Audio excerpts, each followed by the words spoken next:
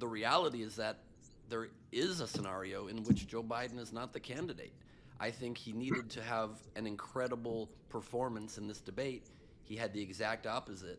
And I fear greatly that all of those things, Abe, that you just mentioned are going to happen if Trump wins again, are going to happen because Biden cannot win after this. I don't think he can win after this performance, and he could be replaced at the convention. I know Richard knows more of the details of how that would happen, but this is very scary.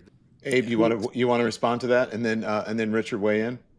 I just know that we have to figure out a plan B if possible, that I know Richard and I have talked about as well, Ben. But the plan A has to be no Trump. And Yeah. as much as even so many people and so many Democrats are now going over to the Trump vote, I feel like even though I'm feeling abandoned by so many Jewish people as well, I just think that for the good of America and everything that we have lived, it's about freedom. It's not even about the word democracy. Democracy to me is like a concept that people eyes roll back in the head when I say it's about democracy. But I think it's about people's freedoms, women's, gay people. It's like our freedoms are on the ballot. Period. I don't think anyone here will disagree with you. I think that what we're saying, and look, I agree. A second Donald Trump term would be a disaster. Okay. Yes. But we need someone strong, and we know people vote for personality. We are living in the time of cult of personality, right? Obama had this very strong, big personality. People loved him; they voted for him. Donald Trump had this very big, very strong personality. They loved him; they voted for him. In 2020, people were sick of Trump because of the craziness, because of COVID, and people went out of their way to vote for Joe Biden because they were sick of what? They said, we don't care about the big personality. We don't want someone who's always on Twitter. We don't want to wake up and look at our phones and go, oh, what the hell is going on? We don't want someone who's going to inject bleach. But I think we do vote for personalities. I mean, Richard, I still am curious to hear your thoughts after tonight. Do you think that Biden does for sure need to be replaced on this ticket? I got two texts from very, very smart political people I know, and they both believe that we need to find another candidate before the convention or at the convention. I honestly, and I love Joe Biden. I think he's been a spectacular president. He's been surprisingly progressive. He really has grown. I think he's solved so many issues and problems that our country has faced. I just don't think that we can be comfortable sleeping between now and November 5th if he is our candidate. Oh, who is going to be the first Democrat to say that, Richard? I'm hoping, Don, that there will be a Barry Goldwater 1974 moment where the elders in the Democratic Party go to the White House, they sit down with him in the Oval Office, and they say, Joe, we love you. We've done all the polling. You can't win. And your debate performance did not help you. In fact, it hurt you. damn. You gracefully step aside for the good of the country. Otherwise, we're going to be plunged into fascism. I mean, that's the conversation. Damn. But that makes me so nervous because it makes me wonder, like, do we have enough time to really brand, so to speak, someone new to make the American public even believe in them? Well, here's the thing. This has become the worst reality show. It really because of has. Trump. So, but the thing is, what Democrats are going to have to do to galvanize behind whoever be in that role is decide that as an American, like if you're a woman, you have to vote for women's rights. Right. You have to see, I like the idea of being a one issue voter because when you really are in the booth looking between Democrat or Trump, whoever that is like, that is who you're voting. You're voting for yourself. You have to love yourself enough to know that your rights come first. That's it. Not Israel, and not, believe me, Israel uber alles, of course. That's it. But for the moment, I have to think about I'm an American first. Yeah. Period. But And we I need a want what's great best for communicator, America. Abe. We need a great communicator to sell that message. Yeah. So to that your was it. point, Richard, folks are in the chat saying, and I'm going to read some of the chat stuff. S. Jones says Hakeem Jeffries, and someone texted me that during the debate, and I was like, another black man? Is America ready for that? With the name Hakeem. Okay. All right now, Craig. Well, there's Wes Moore. Wes Moore is one of the most charismatic political figures I have ever met in my entire life. Too new. He's a combination of Bill Clinton and Obama. Give him a little airtime, he could be incredibly effective. So could Gavin Newsom. So could Josh Shapiro. But Gavin Newsom has California. California is his best and worst. Yeah, but Gavin Newsom can do what Joe Biden couldn't do. He's tough as nails. He's got balls. He will fight against Trump in a way that people go, whoa, that's a strong commander-in-chief president kind of guy. Gavin, I think, honestly, I'm going to say something, I hope I'm wrong with it, but I really feel this, that in 2020, Joe Biden was probably the only Democrat who could beat Donald Trump. In 2024, he may be the only Democrat who can't. The best person for the debate and the fight actually would be Gavin Newsom, but Gavin Newsom has some real issues in California, but he's good on his feet. He had that debate with DeSantis and killed him, creamed him. He would run circles around Donald Trump on the debate stage, but is America ready for him? His record in California, will that stand? Will that help or will that hurt him?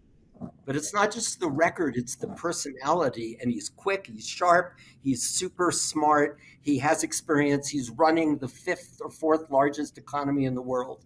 And he's got balls, and he can stand up to a bully like Joe Biden and so many other people can't. I think Gavin would be great, but I think J.B. Pritzker would be great. I think all of these people that we're mentioning, but we gotta have that conversation. We have to have a family conversation where we sit down Richard and we say, what can we do to save this country?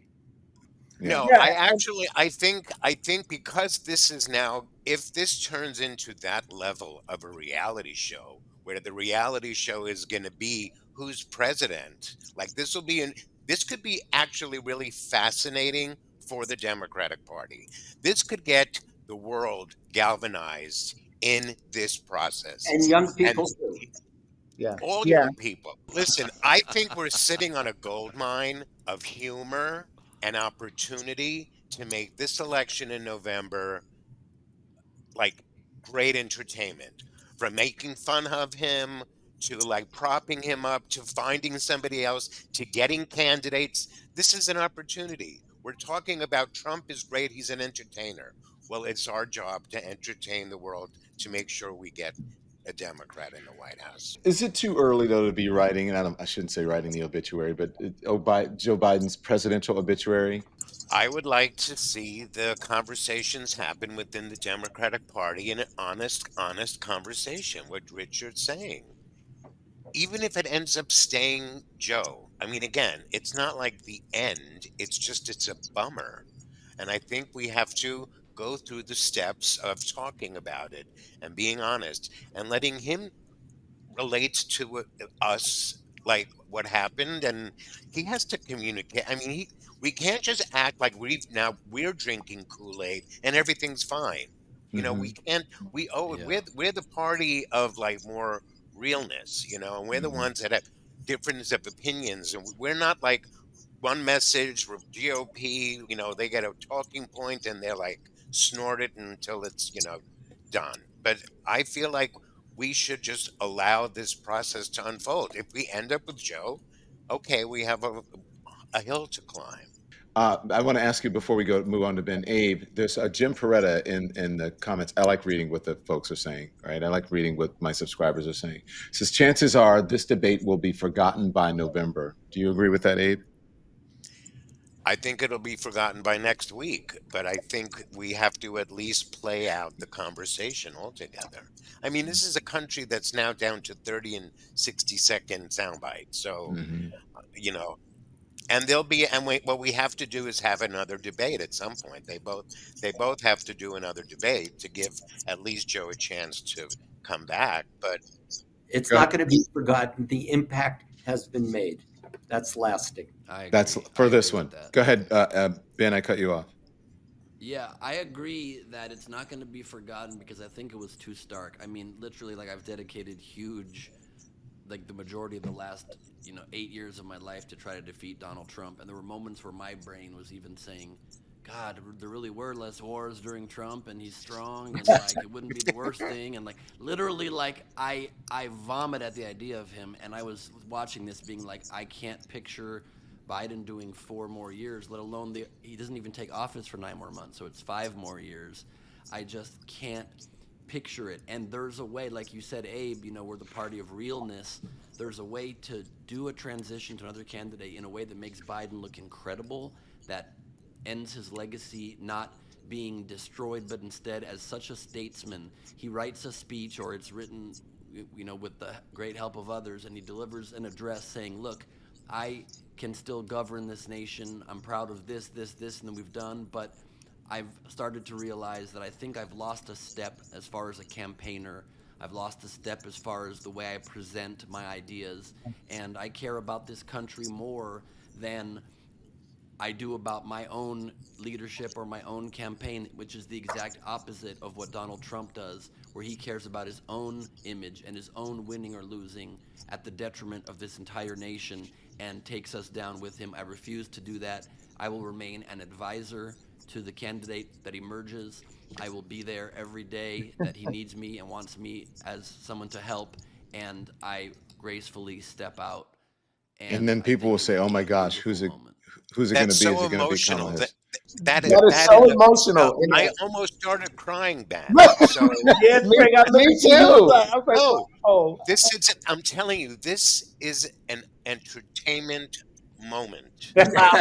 Okay, But I also again, think it's so scary to think that we would try to find someone. I feel like this is late in the game to try to find somebody to really shift what people are thinking in the direction that they're thinking in terms of who they would actually vote for. And I just Well, think that by default, Trump would win.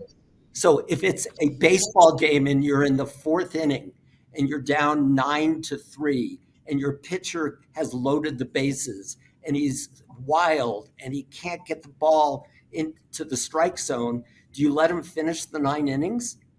No, you bring in a relief pitcher. And I think that's the analogy. we Right. need Right. we need sanity now. It's Yeah. either we vote for the complete crazy lunatic, or, and this is what the or has to be figured out over the next few months.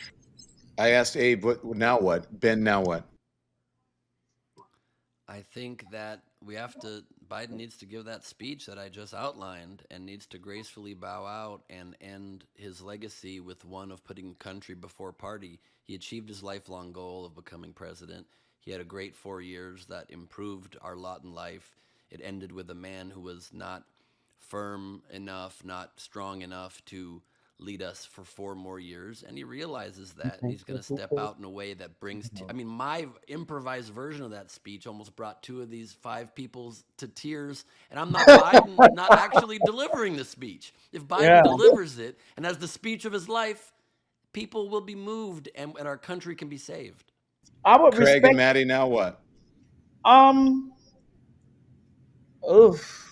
I think that I mean, I know the analogy that you gave about the last inning of the baseball game, but the difference is this is different because we would have to get everyone to agree with that Yeah. and to move in that direction. I just think that we need to prop him up.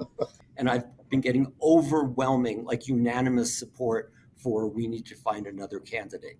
So we have two paths.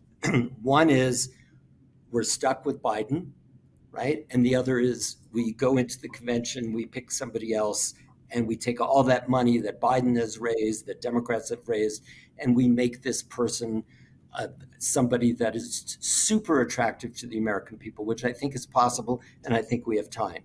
I'm with Craig, though. I'm not sure if we have enough time. There's Yeah. still 5 months, but I just Yeah. think I don't know if there's enough time because all of these people that you're talking about, I don't believe they have the name recognition that you need That's in it. order to. But if you're at a convention and if you do have a brokered convention, you do get more attention. So you may have people who will be paying more attention to the actual facts of what's going on in America rather than the rhetoric and the lies coming from Donald Trump. So there may be more interest. Richard, what were you going to say? But also, don't it could generic be a- candidates rank?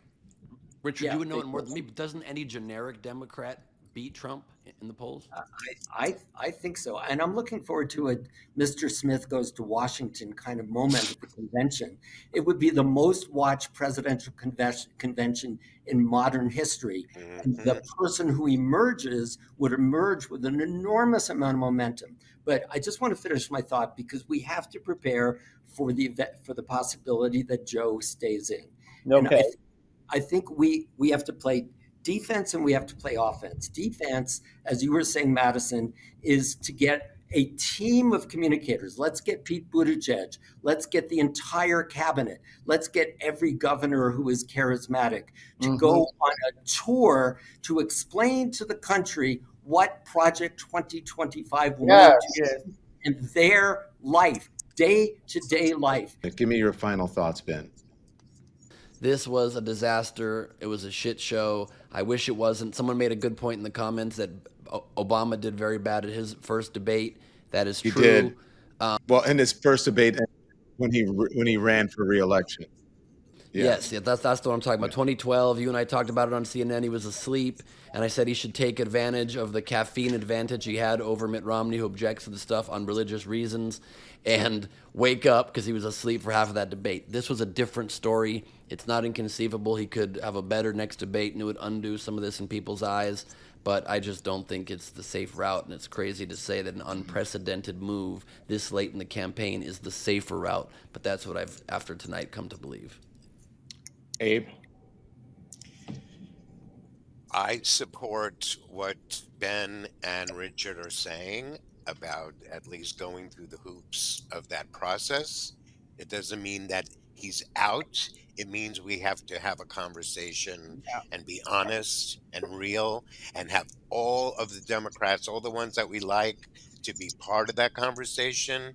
And this is when we either come together as either we the people, or we're going to allow the worst case scenario to stroll into the White House and make our lives miserable. Yeah. Maddie? Craig? I am with the guys here. I think that we need to rally the people, get Biden. Even though I am voting Biden, I am voting. We all are. I'm just saying this, like, but I think that we need to visit that conversation. Like, even though it is too new, a person too new will come in and it's like, how do we get the people to rally behind them? Michelle Obama. You're right. It's an option.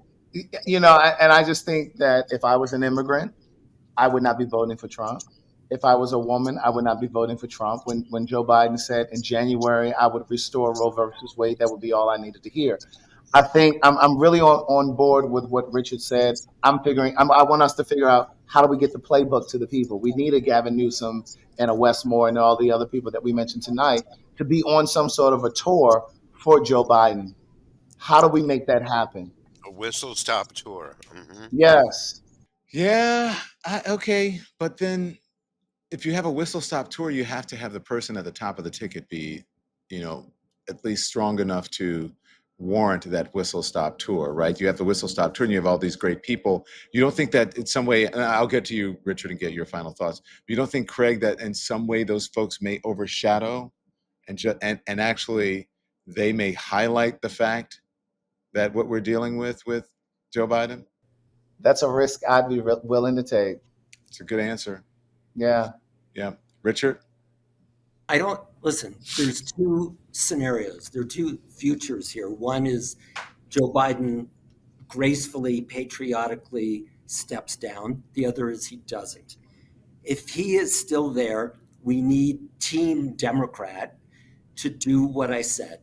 And I understand it makes him look weak by comparison, but if we can communicate that this is a team, one human being does not run the entire United States government, even if they're president. And we need to teach civics, obviously something I'm very passionate about. And we need to have people be, as Abe said, single issue voters about what they care about. It could be guns, it could be LGBTQ rights, it could be abortion, doesn't matter.